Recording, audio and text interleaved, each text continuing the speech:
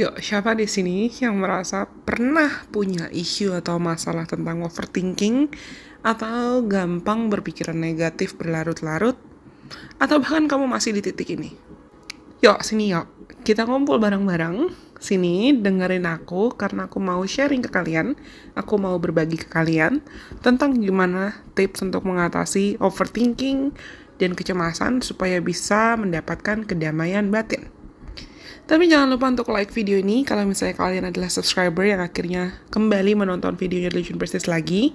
Kalau misalnya kalian adalah penonton baru, jangan lupa untuk subscribe ya supaya kamu gak ketinggalan konten-konten menarik lainnya dari Delusion Prestige. Anyways, aku yakin sih sebetulnya di era sekarang ini overthinking itu bisa jadi masalah semua orang. One of the biggest obstacles or one of the biggest problems that we may face. Salah satu tantangan besar dalam kehidupan di era modern yang mungkin kita hadapi.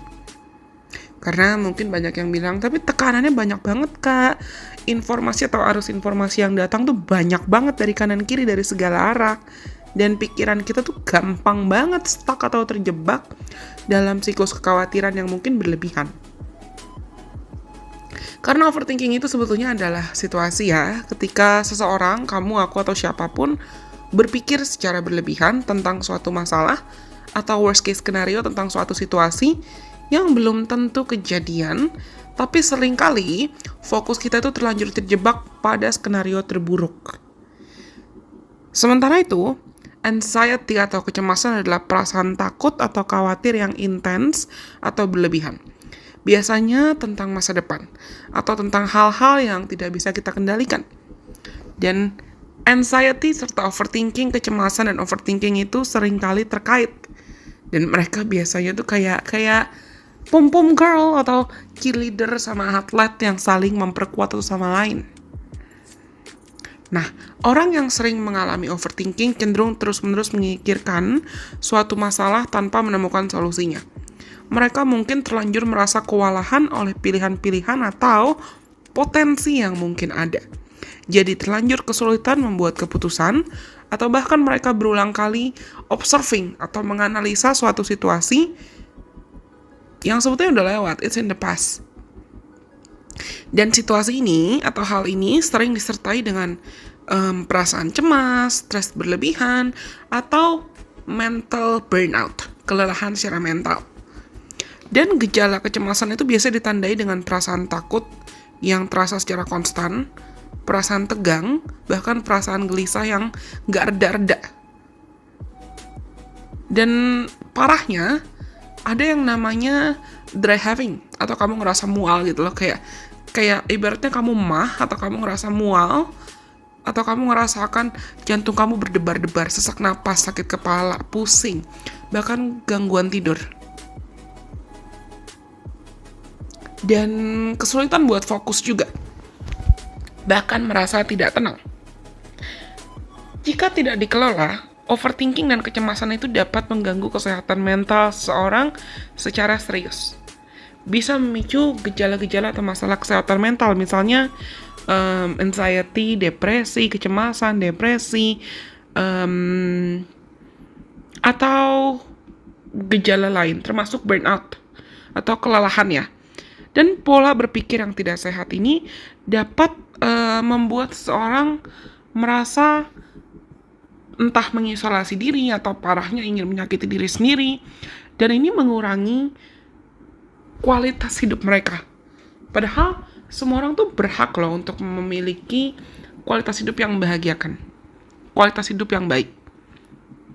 Orang-orang yang terus-terusan overthinking itu cenderung juga merasa kesulitan untuk bersosialisasi, bahkan menikmati hubungan sosial yang sehat dengan orang lain. Mereka mungkin terlanjur cemas, memikirkan gimana ya orang lain reaksinya tentang aku, gimana ya mereka mikirin aku, how do people see me, how do people perceive me, how do people accept me, gimana cara orang terima aku, gimana cara orang mandang aku.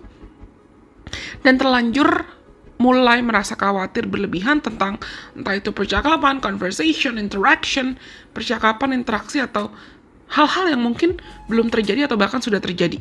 Dan ini bisa menciptakan jarak atau distance secara emosional yang bikin dia ngerasa nggak bisa blend in, ngerasa nggak bisa membaur, ngerasa nggak bisa membangun hubungan interpersonal yang sehat dengan orang lain, dan bahkan ngerasa nggak dipahami sama orang lain.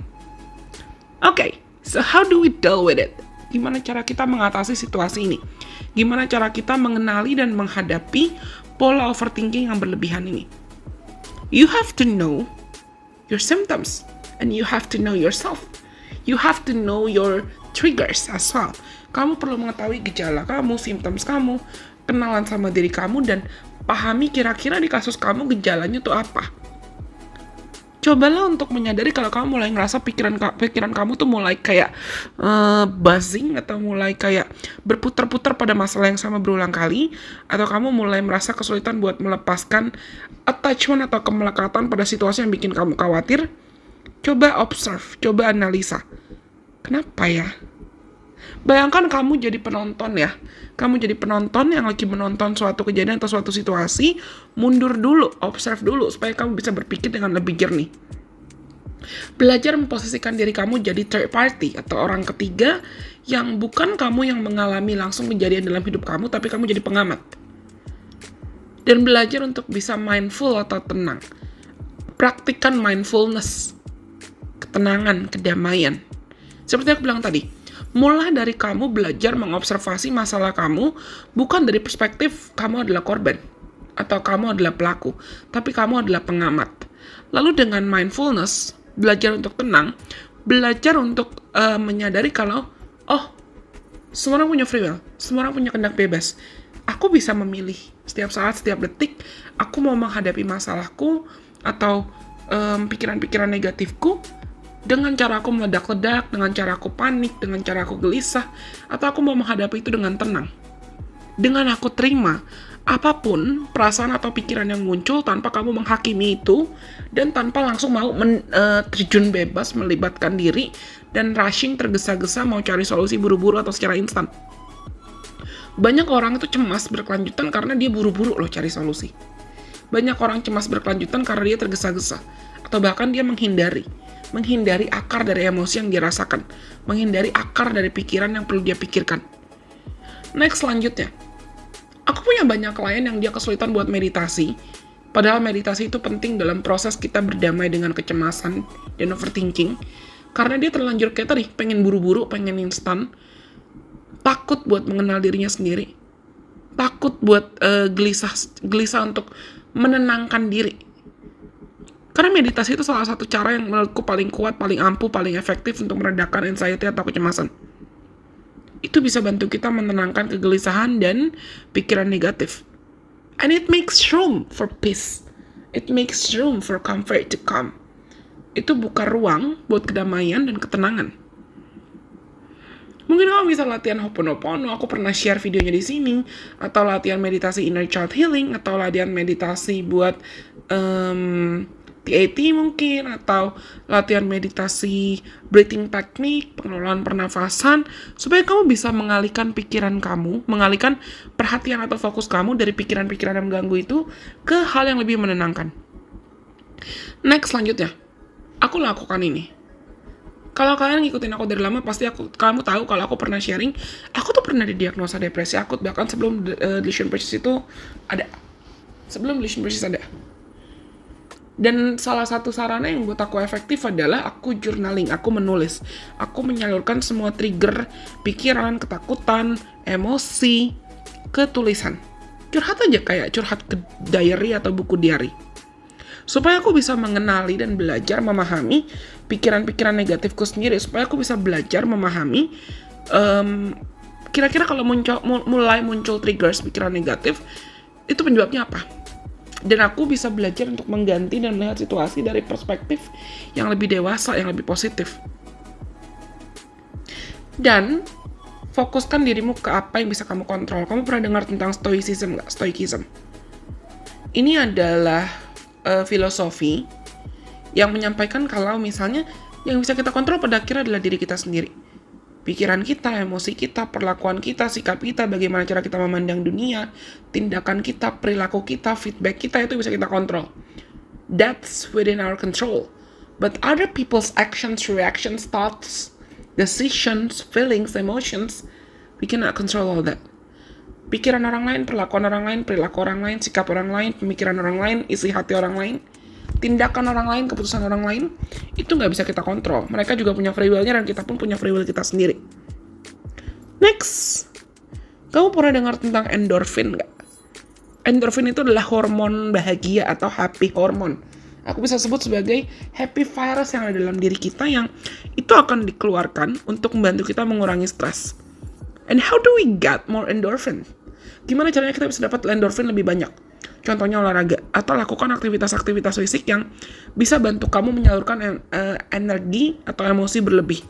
Ya olahraga, yoga, mungkin lakukan olahraga yang kamu suka atau main basket, skating atau skipping atau berenang atau bahkan kamu nonton film-film yang kamu suka, film-film lucu atau kamu nonton film-film komedi yang kamu suka. Dan itu bisa bikin kamu membantu meredakan pikiran negatif atau kecemasan yang mungkin muncul. Next, aku selalu sebut ini kapanpun aku ngonten karena aku sendiri pun sadar betapa pentingnya ini. Kelilingi dirimu dengan lingkungan atau hubungan yang sehat. Choose your circle very, very carefully. Pilah dan pilih inner circle dan lingkungan pergaulan kamu dengan lebih selektif, dengan lebih bijaksana. Kalian pernah dengar nggak statement atau istilah peribahasa birds with the same feather flock together? Burung-burung dengan jenis bulu yang sama pasti berterbangan dan bergerombol bersama-sama. Nggak mungkin dong kamu lihat burung angsa. Angsa tuh burung nggak? Is it a bird? Nggak mungkin kamu lihat angsa bergaul atau main sama elang. Atau nggak mungkin kamu lihat burung gereja main sama flamingo. Nggak mungkin, karena nggak cocok, karena nggak matching. Nah, kalau kamu memaksakan dirimu bertahan dalam lingkungan pertemanan yang toksik, sedangkan kamu ingin bertumbuh, kamu nggak akan pernah bertumbuh. Nah, selanjutnya, make it a habit. Buat ini sebuah habit, buat latihan kamu mendamaikan dan menenangkan diri. Make peace as your habit. Turn it into your habit. Buatlah kedamaian sebagai suatu prioritas buat kamu yang perlu kamu lakukan jadi kayak kebiasaan atau habit sehari-hari secara konsisten. Misalnya kamu masukkan journaling sebagai habit kamu, atau kamu masukkan latihan teknik pernafasan sebagai habit kamu, atau latihan menenangkan pikiran sebagai habit kamu. Karena biasanya sesuatu hal yang kita lakukan secara 21 hari berturut-turut itu pasti akan jadi habit. Itu pasti akan jadi kebiasaan. Dan kalau kamu rutin melakukan itu, it's just gonna be a part of your routine. Itu akan jadi rutinitas kamu. Pasti akan jadi lebih mudah. Walaupun mungkin it's always the hardest at the beginning, pasti akan lebih susah di awal, tapi dengan kesabaran dan dengan ketekunan, kamu pasti bisa menghadapi kebiasaan overthinking atau kebiasaan kecemasan ini. And I believe in you. Aku percaya kalian bisa. Well, aku rasa cukup sekian video yang mungkin bisa aku bagikan kali ini. Semoga apa yang aku sampaikan itu bisa bermanfaat buat kalian dalam cara apapun. Kalau kalian suka, jangan lupa untuk like. Kalau misalnya kamu rasa kamu punya saran, Relation Process selanjutnya bikin video ini dong, bikin konten ini dong, just let me know. Kasih tahu aku di komen di bawah ini, pasti aku baca komen kalian semuanya. Tapi, aku harap semoga video ini bisa membantu kalian, bisa bermanfaat buat kalian dalam cara apapun. Dan, sampai kita ketemu lagi di kesempatan. Bye-bye. God bless. I love you guys so much.